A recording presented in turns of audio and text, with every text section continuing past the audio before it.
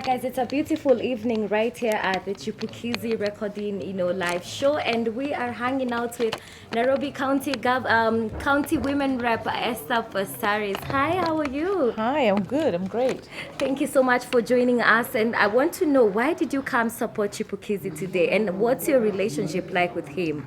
Well, first, he invited me. So I was in Nairobi for the day and I thought, why not? I haven't heard comedy for a long, long time. It's been a dry spell actually since COVID. And I think it was just nice to know that there's a show coming up. And I thought, let me come and figure out what's exactly going on, what's the show all about.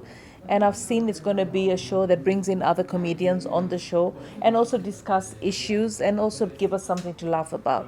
So for me, I feel that as National Government Affirmative Action Fund, we have not yet done a program or a project where we're supporting comedians. And we would like to do that in this term. And it would be nice to start engaging with them. So my entire team was here. And we should be sitting down with them to see, can we have a competition? Can we be able to identify the next big comedian in Nairobi and put some cash money behind it? And let's just have a day of fun. There's a lot of mental health issues, and I feel life is getting too serious and people are getting depressed because of taking life too serious.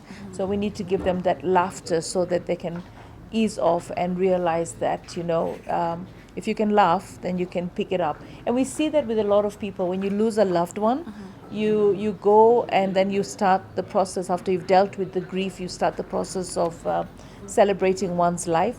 And you can go even where a woman has lost her husband or her children or her parents, and you find that even before they've laid him to rest, you can have a moment of laughter.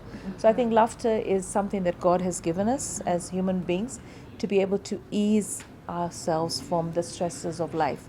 So I'm here to support him. I congratulate him on his show. It's been amazing. I've sat through for an hour as I nipped on to the airport and back. Now I'm heading off to Mombasa so I can do the work that you gave me as Member of Parliament. We have a Lands Committee meeting in Mombasa and I have to be there. So catching the midnight flight. Okay. Yeah. And what do you think about the creative industry right now? Maybe what's your take on it? Do you think they're doing good as like creativity?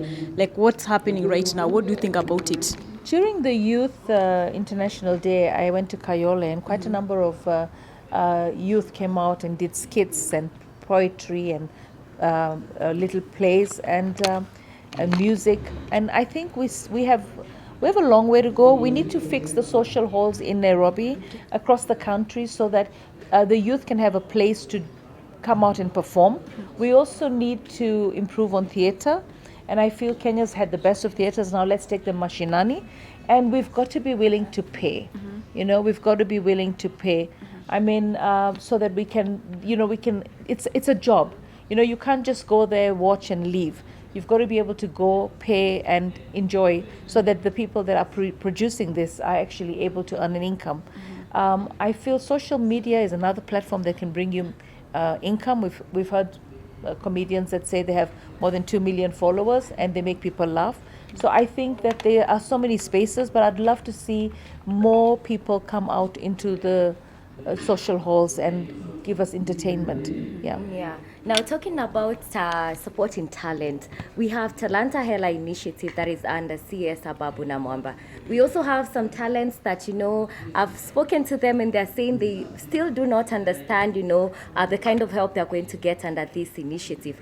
I would like to know, what are your thoughts about what CS Ababu Namwamba has done as of yet, and what did you expect to see from that initiative towards the creators? Well, the thing is, we've realized that people need to earn an income. And of course, when he's going to put talent and money together, you try and leverage it from the locally in Kenya and then eventually abroad.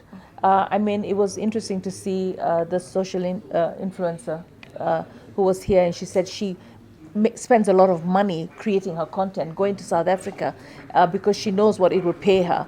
So I feel that Ababu should do a lot of civic education online, let Kenyans know what it's all about, because we hear about things, but we don't know how to go and get interacted with them. So once we get the brief as members of parliament, then we will also promote it. because, you know, we work on two different levels, the executive and the members of parliament. But I think it's a good initiative. Anything that puts money and compensates people for talent is worthy of celebration.